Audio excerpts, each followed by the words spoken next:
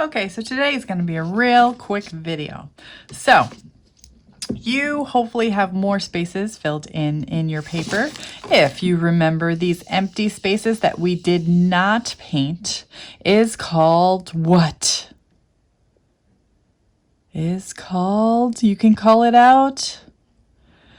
If you said negative space, you would be correct. This is the place where we did not put paint. So that is what we are coloring today. And last time we were coloring our negative spaces. So just as a reminder, last time you combined the primary colors to make the 3 secondary colors. This is purple. What 2 colors make purple? If you said blue and red, you would be correct. Blue and red made purple. You had to do that as one of your first 3 colors that you put onto your paper. If this is orange, what 2 primary colors make orange? You can call it out. If you said red and yellow, you would be correct. Red and yellow make orange. That is the secondary color made from the 2 primaries. And our last secondary color is green.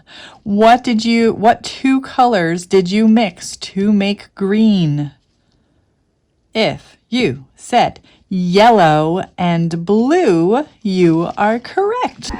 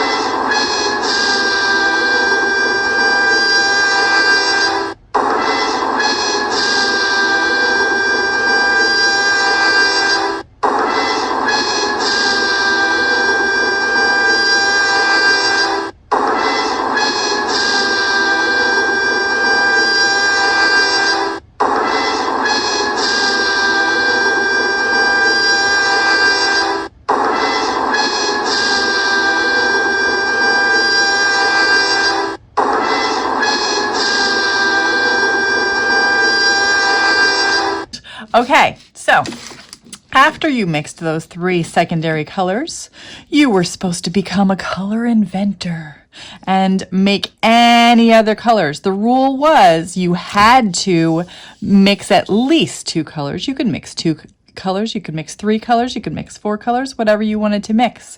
And you would invent a color here. The only other rule is that you could not make the same color next to each other. It could not share a wall. So hopefully you did that. Now, once you have filled in all of your negative spaces, then you are going to go back and you are going to make a pattern in each of your colors that you already invented. Now you could use black, you could use any color actually. You could make more color inventions by using a different color, but I'm going to use black so that you can see the patterns that I make. Now you can have 2 different kinds of patterns. You can have a line pattern. And we've discussed lines and different kinds of lines.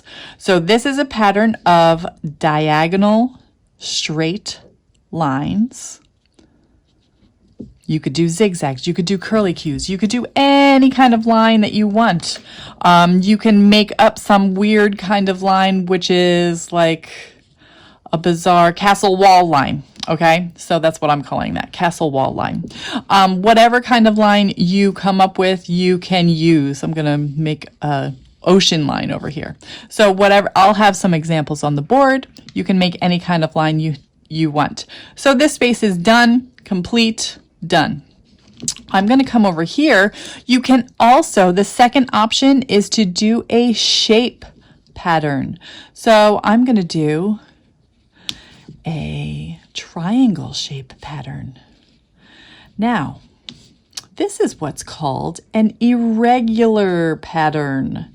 You will learn more about this in 3rd grade. But what an irregular pattern is, it means that you don't exactly know what's coming next. You know that it's going to be a triangle. You don't know how big or how small it's going to be. And you don't know if it's going to be sideways. You don't know if it's going to be a regular triangle, an isosceles triangle. There's all different kinds of triangles. But all you know that is that it's going to be a triangle because it's a triangle pattern. So that is an irregular pattern. Okay, so that's pretty good.